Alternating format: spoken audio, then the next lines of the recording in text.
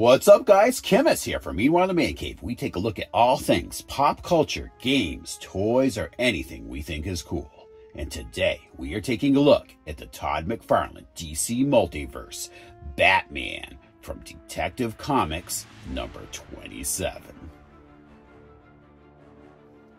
Batman first appeared in Detective Comics number 27 in March of 1939. It was created by Bob Kane and Bill Finger. And in that very first appearance, Batman did indeed have purple gloves. Whether Kane intended for him to have those purple gloves, or whether Batman was the victim of a colorist gone wild, we may never know. But by the next issue, Batman didn't even wear any gloves. By Detective Comics number 31, Batman's gloves had become gauntlets for the very first time. And when Detective Comics number 36 rolled around, the iconic gloved spikes had made their first appearance. Although Batman has been often criticized for going soft on ruthless maniacs like the Joker, in his early appearance, he was a most violent vigilante who often killed or even severely injured criminals. And it wasn't until Batman number 15 where Batman destroyed and sunk a entire ship full of enemy soldiers that saw an end to Batman's lethal tactics. All right, starting right off. Brief preview of the Dark Knight himself, representing his first appearance. Not much to see on the side here. Nice reproduction of Detective Comics number 27 on the back. It's nice that they did that. And again, not much to see here. Let's stop wasting time in this box and bust the Dark Knight out.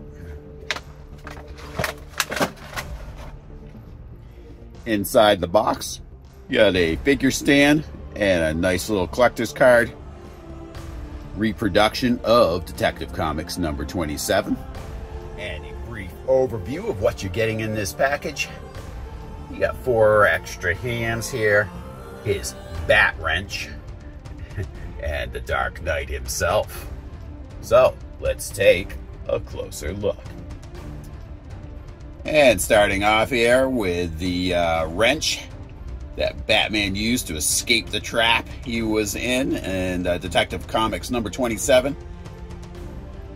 What self-respecting Batman wouldn't be carrying his wrench? Pretty much the same hand for left and right here. Identical grip. Does represent purple gloves he had in that first issue, and open palmed for openly slapping the bad guys here. And here he is, the classic Dark Knight. I like the face on this, it looks really good. And he's got this simple classic bat on his chest, pretty accurate. Ears all look good here. Utility belt. Overall, this on the surface, this looks really good. And a cloth cape with a wire in it. That is awesome. That way you can pose this cape any way you like. So we'll see how that all works out when we get posing him. But let's start off with his articulation here. You've got the tilting of the head, which is nice. Forward, and it tilts quite a ways forward and back. One thing I'm not crazy about here is when you're tilting his head back, there's a gap right here. And it's hard to see on camera, but there is a gap where his neck is. I don't really like that. That's a downside to this figure. So you're really going to have to kind of keep his head down a bit. When it's down though, it does look really good, but that gap could have been fixed. Got your lateral movement and your forward and back, of of course. You got your shoulder and bicep joint there. We're angling that arm. Double elbow joint. And down here, the normal Todd McFarlane hinge at the wrist. Just make sure that's lined up. And also you can turn that. You do have his abdomen joint where you can turn at his abdomen, and an all right amount of crunch here. You can lean back quite a bit. Maybe that'll kind of compensate for that neck gap, so you won't have to have his head tilted back so far. But, and then, okay, so you've got his waist joint too. That does twist. So you do have that. And move his arm out of the way here. You've got your front kick, back kick, a tiny bit of shifting here. I would like a little more shifting at the hip here, so you could angle that foot, since they don't have a thigh cut or anything like that, or even a swivel down here at the boot line. You do have double knee joint, and the foot down here, some tilt, you know, you've got some spinning there. It does have a hinge with a toe joint.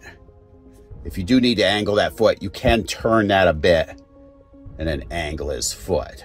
It's just going to be a little it's just a little trickier, but it does work. It's going to be all the same on the other side here. It should be anyway. If I find some difference, I'll mention it. And we're going to try to get the Dark Knight into some poses, and I'm going to let you know what I think.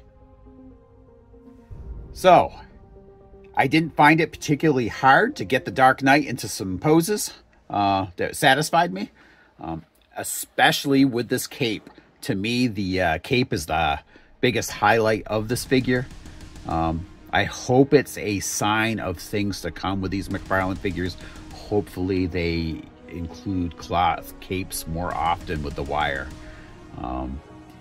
You know, that way you can, if you've got the figure on a flight stand or whatever, you can have the cape flowing, or you can make it appear that the cape is flowing in the wind. It's just really, really nice. And the other fact is that where it's not a heavy plastic, it doesn't throw off the balance of the figure.